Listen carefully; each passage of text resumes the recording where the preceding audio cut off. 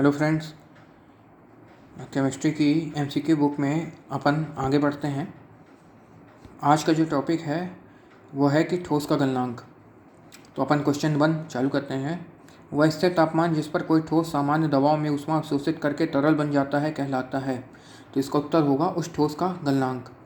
तो अपन इसको इस तरीके से समझ सकते हैं कि जैसे कोई व्यक्ति है या फिर कोई भी पदार्थ है, जब ठोस अवस्था से ठोस अवस्था में ऊष्मा अवशोषित करेगा, है ना। तो ऊष्मा अवशोषित करने के कारण, गर्मी के कारण क्या है, वो चीज़ क्या हो जाएगी, गल जाएगी, पिघल जाएगी। तो इस गलने से, पिघलने से अपन इसको इस तरीके से समझते हैं कि इसका उत्तर होगा उस ठोस का गलनांक। फिर अगला क्वेश्चन है, यदि शुद्ध ठोस पदार्थ में अशुद्धियाँ मिला दी जाएँ तो ठोस का गलनांक क्या होगा, है ना। तो इसका उत्तर होगा ठोस का गलनांक कम हो जाएगा। तो अपन इसको इस तरीके से समझते हैं कि कोई कठोर दिल वाला व्यक्ति है ना। तो कठोर दिल वाला जो व्यक्ति है, अगर उसमें अशुद्धि अपन मिला दें, है ना, अशुद्धि आ जाए उसके दिल में, तो कोशिश करने के बाद भी, है ना, वो क्या होगा, गलेगा नहीं, पिघलेगा नहीं, है ना। तो इसका उत्तर होगा उस ठोस का गलनांक कम हो जाएगा। फिर अगला क्वेश्चन है, किसी शुद्ध ठोस पदार्थ में अशुद्धियाँ मिलाने पर उसका गलनांक कम क्यों हो जाता है।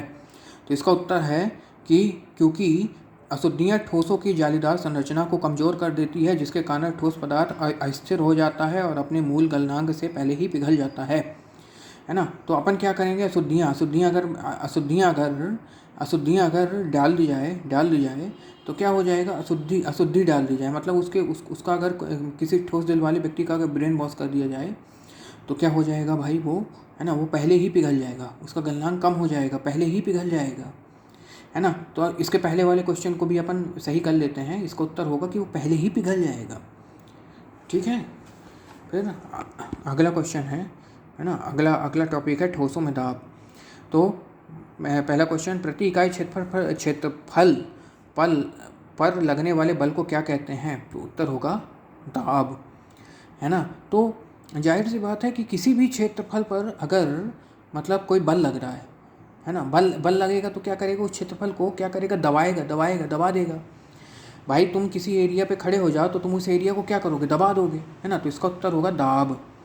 फिर अगला क्वेश्चन है, सतह के लंबवत किसी वस्तु पर लगाया गया शुद्ध बल, है ना। तो इसका उत्तर होगा दाब, है ना। तो सतह के लंबवत अगर किसी वस्तु पे बल लगा दें, है ना, तो लंबवत अगर खड़े हो जाओगे किसी भी चीज़ के ऊपर तो क्या होगा, उसके ऊपर दबाव पड़ने लगेगा, मतलब दाब लग जाएगा। फिर अगला क्वेश्चन है कि दाब बराबर क्या होता है, पृष्ठ के लंबवत बल बटे पृष्ठ के क्षेत्रफल, है ना। तो इसको इस तरीके से समझ सकते हैं कि पृष्ठ के क्षेत्रफल के ऊपर कोई लंबवत खड़ा हो जाए तो भाई जाहिर सी बात है उस क्षेत्रफल पे दबाव पड़ेगा ना, है ना। तो इसका उत्तर होगा दाब। फिर अगला क्वेश्चन है, दाब का एसआई मात्रक। तो इसका उत्तर होगा न्यूटन प्रति मीटर स्क्वायर या पास्कल, है ना। तो दाब, है ना। तो अगर एसआई है ना, मान लो कोई सब इंस्पेक्टर, उसके ऊपर कोई दबाव पड़ रहा है ना, दबाव पड़ रहा है तो वो क्या करेगा, कोई न्यू तरकीब ढूंढेगा, न्यू तरकीब ढूंढेगा, है ना, उस जगह से, मतलब उस दबाव है ना, उस दाब को घटाने के लिए। तो इसका उत्तर होगा न्यूटन प्रति मीटर स्क्वायर या फिर पास्कल। फिर अगला क्वेश्चन है, किसी ठोस के प्रति इकाई क्षेत्रफल पर लगने वाले बल को क्या कहते हैं, है ना। तो क्षेत्रफल पर लगने वाले बल, है ना, क्षेत्रफल पर अगर बल लगेगा तो जाहिर सी बात है उस क्षेत्रफल पर क्या पड़ेगा, दबाव पड़ेगा, है ना। तो अपन इसको क्या कहेंगे, दाब। तो इसका उत्तर होगा दाब।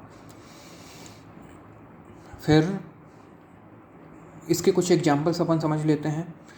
जैसे क्वेश्चन नंबर 1, चाकू से किसी वस्तु को काटने में कठिनाई का अनुभव होता है क्योंकि। उत्तर, धार कम होने पर उपयुक्त दाब पैदा करने के लिए अधिक बल लगाना पड़ता है ना। तो अपन इसको इस तरीके से समझते हैं कि चाकू की अगर धार कम हो जाएगी, है ना, धार है ना, तो क्या हो जाएगा, उसका एरिया बढ़ जाएगा। और जैसे धार ज़्यादा होती है तो क्या करते हैं, घिस घिस के उसका एरिया कम कर देते हैं, जिससे वो सतह क्या हो जाती है, नुकीली हो जाती है, जिससे कि किसी चीज़ को काटने में क्या होती है, मदद मिलती है ना।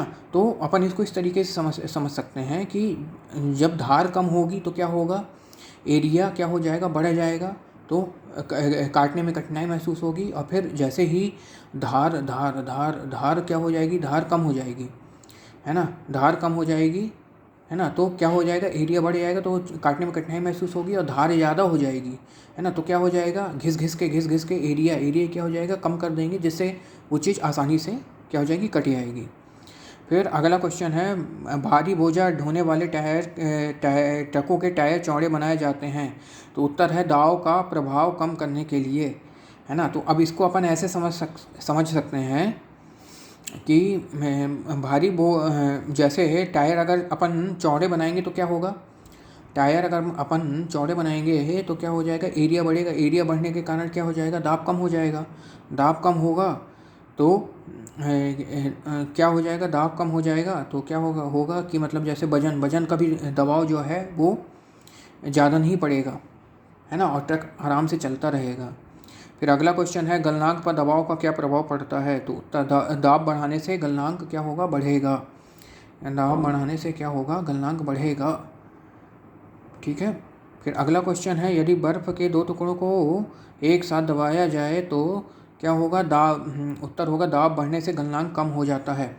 बर्फ़ के केस में दाब बढ़ने से क्या होगा, गलनांक कम होगा, है ना। तो अपन इसको इस तरीके से समझ सकते हैं कि जैसे मान लो कि कोई व्यक्ति है, ठीक है ना, कोई व्यक्ति है, अगर उसको गर्मी में बढ़िया बर्फ़ की अगर आप क्या खिला दो, बर्फ़ का गोला खिला दो, है ना, तो वो जो कठोर दिल वाला व्यक्ति भी है, ठीक है ना, वो पहले पिघल जाएगा, वो कठोर दिल वाला व्यक्ति है वो पहले पिघल जाएगा। तो इससे अपन समझ सकते हैं कि बर्फ़ का गोला खिलाने से क्या हुआ कि कठोर दिल वाला व्यक्ति पहले पिघल गया, है ना। तो इससे उत्तर अपने को समझ में आ गया कि दाब बढ़ाने से बर्फ़ का गलनांक क्या होगा, कम हो जाएगा। फिर अगला क्वेश्चन है, पहाड़ पर रखी बर्फ़ नीचे से पिघल जाती है, क्यों, क्योंकि उत्तर होगा नीचे दाब अधिक होने के कारण गलनांक कम हो जाता है। तो इसका अपन ने समझ लिया कंसेप्ट बर्फ़ के केस का, तो अब इसको पढ़ने की दोबारा ज़रूरत नहीं है। फिर अगला क्वेश्चन है, गर्म करने पर जिन पदार्थों के आयतन में वृद्धि होती है, दाब बढ़ने पर उनका गलनांक भी बढ़ जाता है, ठीक है। तो देखो, जिनकी आय में वृद्धि होगी, गर्म करने पर जिनकी आय में वृद्धि होगी, है ना, तो आय में वृद्धि होने के साथ साथ व्यक्ति क्या हो जाता है ना, व्यक्ति पत्थर दिल हो जाता है। कहते हैं ना कि जिनके पास ज़्यादा पैसा होता है तो वो लोग ज़्यादा पत्थर दिल हो जाते हैं, है ना। तो उनका क्या होता है, वो पहले नहीं पिघलते, वो बाद में पिघलते हैं, ना, उनका गलनांक बढ़ जाता है। तो उत्तर, गर्म करने पर जिन पदार्थों के आयतन में वृद्धि होती है, दाब बढ़ने पर उनका गलनांक भी क्या हो जाता है, बढ़ जाता है, जैसे मोम, घी, डालडा, नारियल तेल इत्यादि। फिर अगला क्वेश्चन है,